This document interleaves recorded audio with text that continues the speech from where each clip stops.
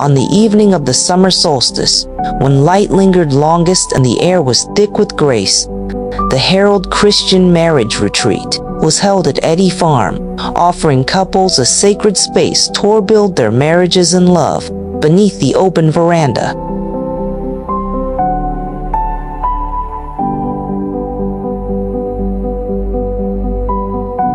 With white curtains gently swaying and lanterns casting a golden glow, couples gathered for a candlelight dinner that felt both intimate and eternal.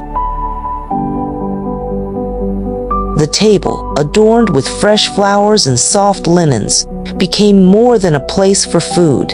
It became an altar of renewal.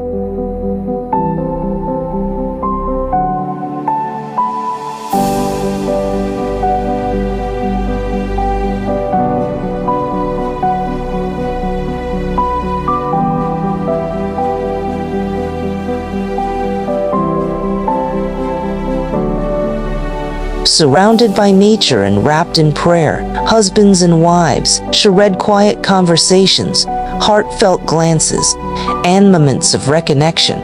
It was a time not to escape life, but to return to what matters most, the covenant of love rooted in Christ at Eddy Farm on the solstice night.